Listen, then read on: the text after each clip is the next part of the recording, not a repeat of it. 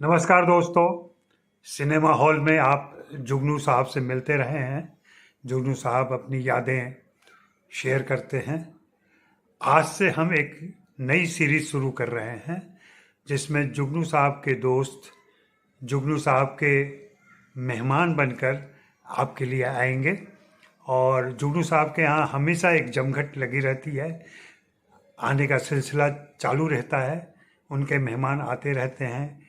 तो यह मेरा लोभ है कि मैं उन सभी से आपका परिचय कराऊं और इसमें जरिया बनेंगे जुगनू साहब। तो इस सीरीज का नाम है जुगनू के मेहमान। तो जुगनू साहब आज कौन है हमारे साथ? नमस्कार सिनेमा हॉल के दोस्तों। आज अजय जी ने मुझे एक नया टाइटल दिया है, जुगनू के मेहमान। ये बड़ी पुरानी कहानी है। जिस दिन मैं बॉम्बे 60 साल पहले आया था और मैं रेलवे क्वार्टरों में रहा करता था, छोटा सा सर्वेंट क्वार्टरों में, उस टाइम से ये कहानी शुरू हुई और मेरे दोस्त बनते गए, कारवां बनता गया और मैं आगे बढ़ता गया। और मेरे हर संडे को मेरे घर के अंदर, जब उस टाइम कुछ बॉम्बे में बैन था, मैं अपने घर में 15 बड़े बड़े स्टार प्रोड्यूसर्स, बड़े बड़े स्टार डायरेक्टर्स, बड़े बड़े स्टार हीरो सब मेरे घर में लंच पे आते थे। और वो लंच सुबह 1 बजे शुरू होता था और 5 बजे तक वो लंच चलता था। वो मेहमान नवाजी आज तक चल रही है। और आज आपको सुनकर खुशी होगी कि आज मेरे बड़े मोहब्बत भरे, जिनसे मेरा 40-45 साल पुरानी दोस्ती है, वो आज मेरे घर पे आए हुए हैं। और पंजाब के बहुत बड़े स्टार हैं, पंजाब के बहुत बड़े एक्टर हैं। उनका नाम है शविंदर महल और मैं आपको उनसे इंट्रोड्यूस करा रहा हूं और आप उनसे खुद बातें करिए और आप उनकी बातें सुनिए। शविंदर महल, थैंक यू।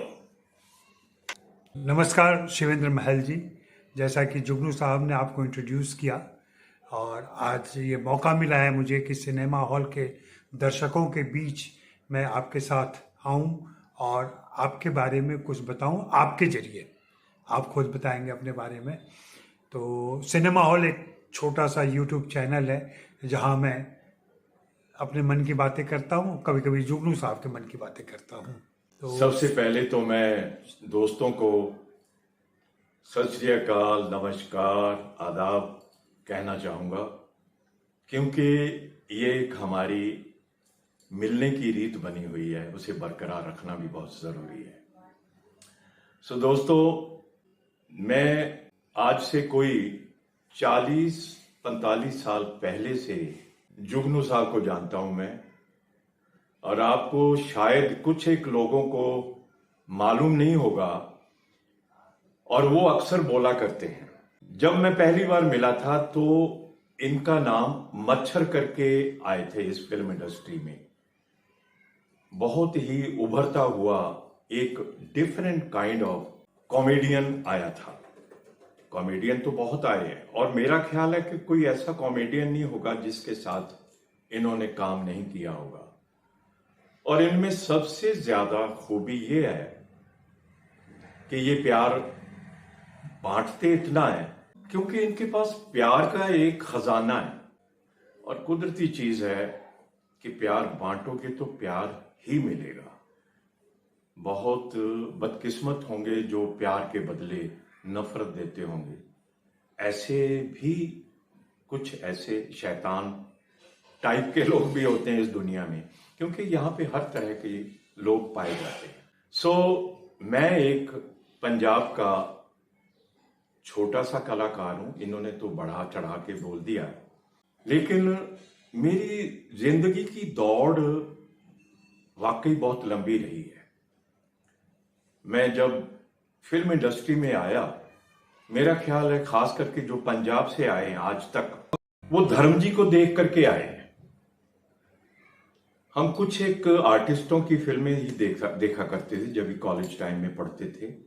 धर्म जी की, दिलीप साहब की, दारा जी की, क्योंकि दारा जी का ये एक ऐसा दौर आया था बीच में, मेरे ख्याल से कुछ कोई ऐसा शहर नहीं होगा जहां लगातार इतनी फिल्में दाराजी की चलती थी। वो बात अलग है कि उनके साथ काम करने का मौका मुझे बहुत बाद में मिला।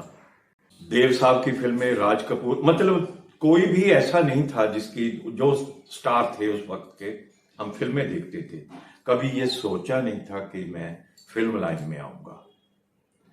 मैं पंजाब के एक छोटे से गांव का, एक छोटे से परिवार, किसान परिवार का जमपल हूं। वहां पे मेरी शुरू की एजुकेशन, स्कूलिंग, पहले मैं रोपड़, हमारे बहुत नजदीक पड़ता है, रोपड़ के पास एक गांव है बंदे महल कला, छोटा सा गांव है। वहां के एक छोटे से जाट परिवार का, सिख जाट परिवार का लड़का, ये कैसे सोच सकता है कि वो फिल्म लाइन में जाके एक्टिंग करे? बहुत मुश्किल है, कहना ही बहुत मुश्किल है। और फिर वो लड़का स्कूल टाइम से ही ऐसा हो कि जिसे हम कहते हैं शाई टाइप का, कोई मतलब ऐसा है कि एक्टिंग करने को तो दूर की बात है कि उसे भी कोई मेहमान भी आ जाता था घर में तो मैं इधर उधर हो जाता था कि मेरे से कुछ पूछेंगे, बात करेंगे, मतलब इतना शर्माता था। तो खैर चलते चलते कॉलेज में पहुंचे, कुछ ऐसा दौर आया। हाँ, छोटा मोटा गाने का जरूर शौक, वैसे तो हर बाथरूम सिंगर तो सभी होते हैं क्योंकि उसके बिना तो जिंदगी नहीं चलती। तो छोटा मोटा लोगों ने कहा कि गाने के लिए स्टेज पे चढ़ा दिया। खैर हुआ, होते होते होते, हाँ, मैं स्पोर्ट्समैन रहा हूं, फुटबॉल का प्लेयर था, एनसीसी में। अब जिंदगी में ऐसे ऐसे लोग मिलते हैं कि किसी के साथ दोबारा मिलने को मन करता है, किसी के साथ लगता है कि आज का दिन ही काफी है, बस आगे ये शख्स ना मिले तो बढ़िया है। क्योंकि दूसरा, मैं एक अलग तरह का शख्स था। आप सुनकर के आपको बहुत हैरानी होगी, गालियां तो खैर मैं अब भी नहीं देता हूं। उस वक्त जो गाली देता था मेरा वो दोस्त नहीं होता था, मैं उससे बहुत कट जाता था। मैं कहा ये बंदा ठीक नहीं है, ये गाली देता है, गाली देनी बहुत गलत चीज। तो ऐसे दौर चलता रहा। तो एक दिन कुछ ऐसा वक्त आया कि मेरे मित्र थे जय भगवान वर्मा और सुच्चा सिंह। मैंने उस वक्त कुछ, ये उम्र होगी मेरी 19 साल के करीब, मैंने बाल कटवा दिए। मैं पहले सरदार था, बीच में बाल कटवा दिए तो मैं घर से निकल गया। तो पता नहीं इधर जाऊं उधर जाऊं, कुछ नहीं है। घर वालों को पता चला कि या तो किसी ने मार दिया या मर गया या सुसाइड कर लिया या कहीं गाड़ी वाड़ी के नीचे आ गया। उस वक्त मैं 19-20 में गुजर रहा था। खैर एक दिन ऐसा आया कि मैं भूख के बारे परेशान, क्या करूं। रोपड़ के पास एक गुरुद्वारा है, गुरुद्वारे में चला गया।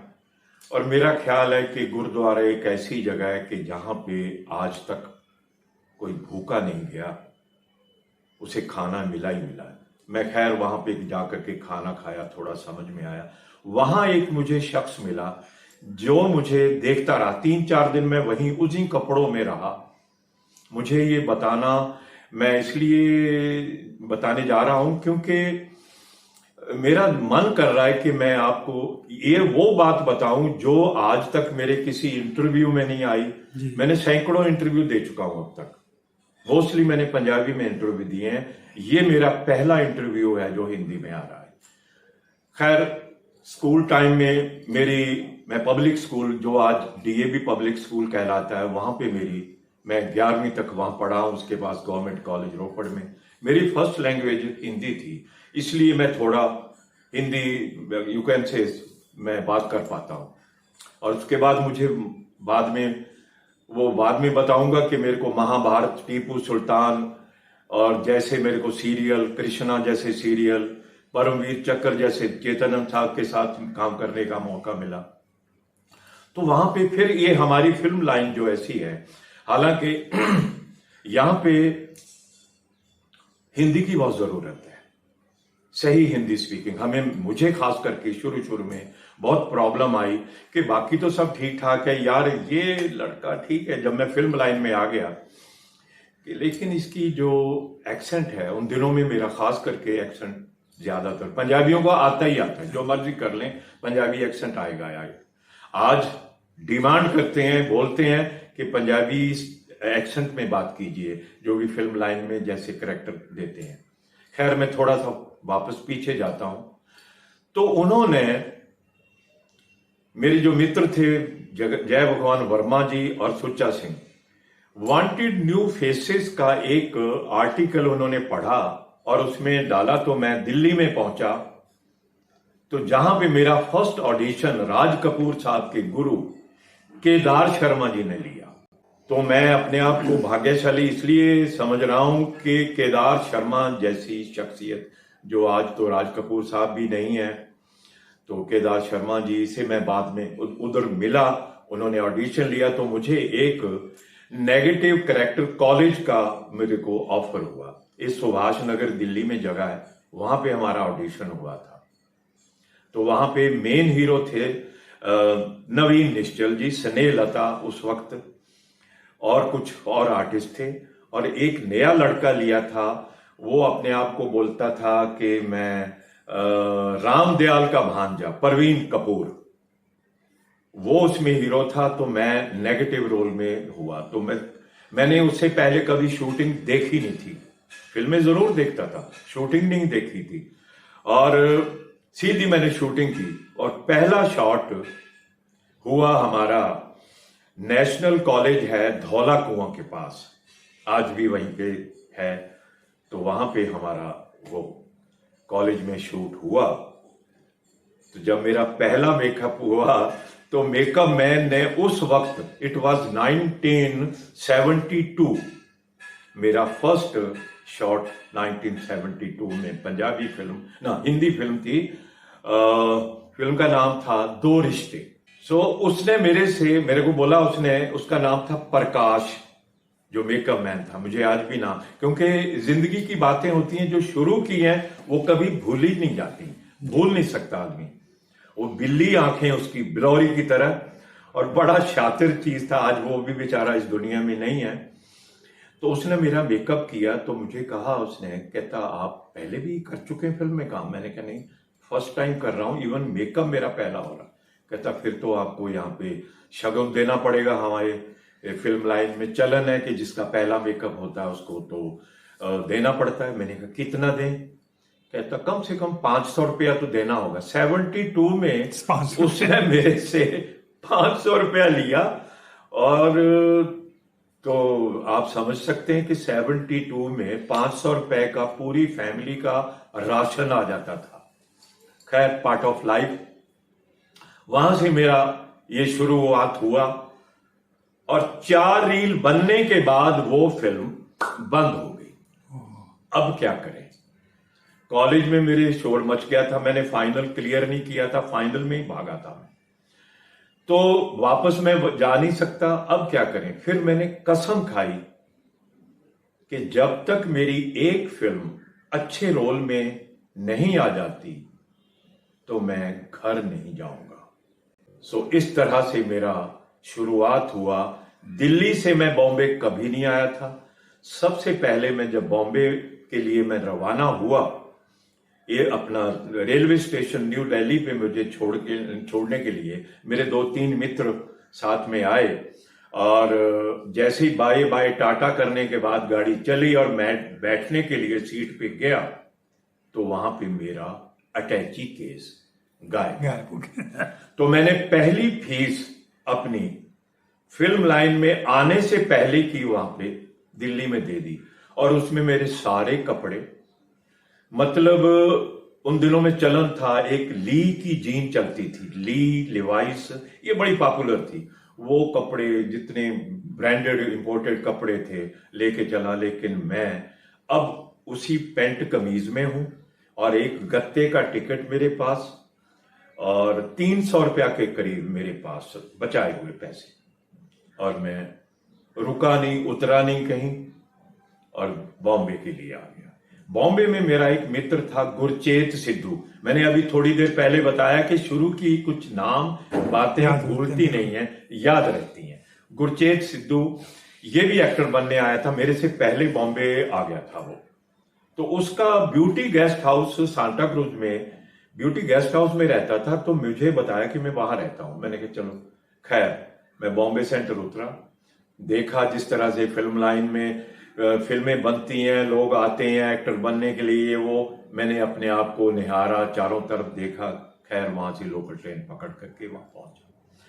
पहुंचने के बाद जैसे मैंने उसके ब्यूटी गेस्ट हाउस में पहुंचा, पैदल गया, सांता क्रूज उतर करके, वॉकिंग डिस्टेंस है। तो फर्स्ट फ्लोर पे उसका कमरा था। कमरा क्या था, छोटा सा कैबिन था, एक बेड था उसमें। तो मैं खटखटाया तो कोई खोल नहीं रहा, तो जोर जोर से खटखटाने लगा। इससे पहले कि मैं और खटखटाऊं तो उससे सामने का एक दरवाजा खुल रहा है, उसमें से एक शख्स बाहर आता है और मैंने उसको देखा। मैंने कहा ये तो पंजाबी फिल्मों में काम करता था ये बंदा, और वो था विजय टंडन। सो मुझे कहना पड़ेगा, मेरा बॉम्बे में एंट्री पे मेरा पहला मित्र विजय टंडन। और उसकी शक्ल उस वक्त विनोद मेहरा जी से बहुत मिलती थी। वो लग रहा था कि मोर देन 90% जो भी फोटो देखता था वो मिलाता था कि जुड़वे भाई होंगे। तो उसने बोला कि आप, मैंने कहा मैं कुछ गुरचेत सिद्धू को मिलने आया हूं। कहता वो तो स्ट्रगल करने के लिए गया है। मैंने कहा जी वो क्या होती है नहीं मालूम। तो कहता कोई नहीं, बताएंगे, पता चल जाएगा, आप आइए। उसका सामने का दरवाजा खोला, उसके रूम में 2 बेड थे लगे हुए। कहता है एक मेरा दोस्त है और मेरे साथ हम साथ रहते हैं, लेकिन वो आजकल पंजाब गया हुआ है। मैंने कहा ठीक है, बैठ के क्या चाय लेंगे। चाय पिलाई उसने। तो उसके बाद मैं फिर बैठा रहा, सोचता रहा, मेरे से पूछता रहा इधर उधर की बातें पंजाब की। तो थोड़ी देर होते होते दोपहर हो गई। मेरे को कहता खाना तो खाएंगे। तो भूख तो लगी हुई थी। मैंने कहा हाँ खाएंगे। तो उसने खिड़की में से नीचे आवाज लगाई, नीचे कैंटीन थी, कि भी 2 थाली भिजवा दो। खैर जी थाली आई, खाना खाया। खाना मैं शायद ज्यादा खा गया हूँगा, भूख लगी हुई थी। और उसके बाद थोड़ी देर के बाद मैं सो गया। शाम हो गई तो मैं उसी के बेड के ऊपर वहीं सो गया। तो शाम को उसने मेरे को जगाया कि आपका मित्र आ गया है, आप मिल लीजिए। इस तरह से वो मित्र मिला। उसको मैंने बताई घटना। बोलो तेरा सामान किधर है। मैंने कहा वो तो चोरी हो गया। बोलो कोई बात नहीं, ये अलमारी खोल। और मेरा और उसका साइज ऐसा था कि मेजरमेंट करने की जरूरत थी, एक था। इस तरह से मेरी जिंदगी की फिल्म लाइन की, पंजाब बॉम्बे की पहली शुरुआत हुई।